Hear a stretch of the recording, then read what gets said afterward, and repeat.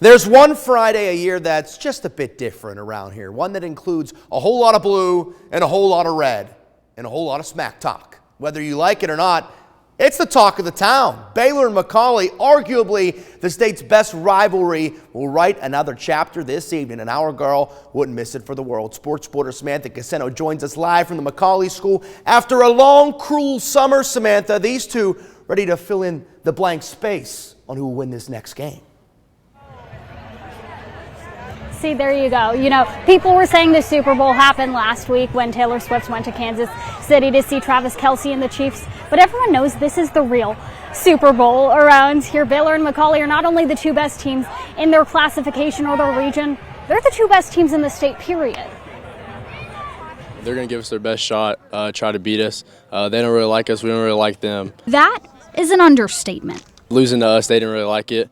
And then especially playing them at their house, they're going to try to beat us. There's nothing quite like the rivalry between Baylor and McCallie.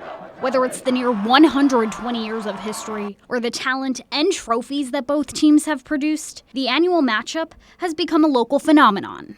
You'd be silly not to realize that it's different, but, you know, in context of our goals for the season, no. It's a region game, and it helps put us in a better place for the playoffs if we win. Everything around the game that has nothing to do with the game is different. And so, you know, you try to keep the preparation of the game the same, just like you would every other game. Last year's game was an instant classic. The Red Raiders mounted a fourth quarter comeback, taking down Big Blue for the first time since 2015. It was one of the moments that haunted McCallie and fueled them for this season. That 1 point that we lost by, losing to Baylor, and then, you know, breaking the streak or whatever, you know, all of it builds up. The Blue Tornado are 6-0, even in the conversation as one of the best high school football teams in the entire nation. But head coach Ralph Potter is keeping his group of kids humble.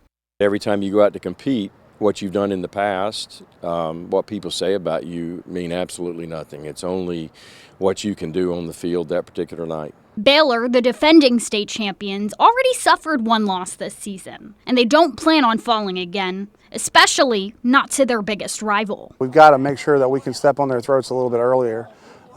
This game is going to be a tough game. It's going to be a four-quarter game, so I don't think that's going to be the mentality. But for us, we're just going to try to go out and play consistent football for 4 quarters. There will certainly be no lack of talent or playmakers in this game. Kickoff about 45 minutes away. Of course, we'll have all your highlights and post-game reaction from this one coming up tonight at 11. For now, live at McCallie, Samantha Caseno, Local 3 Sports.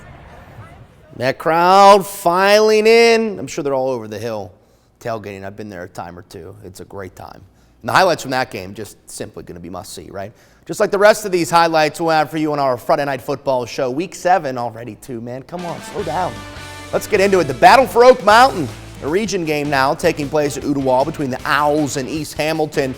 Notre Dame looking to spoil Boyd Buchanan's perfect record, a big one in Englewood tonight. The driver's seat in 3A Region 3 up for grabs between McMinn Central and Meigs County. The battle for Murray County down in Georgia between the Tribe and North Murray. Staying in Georgia, we have a pair of region games here. Southeast Whitfield paying Heritage a visit. Region opener for both.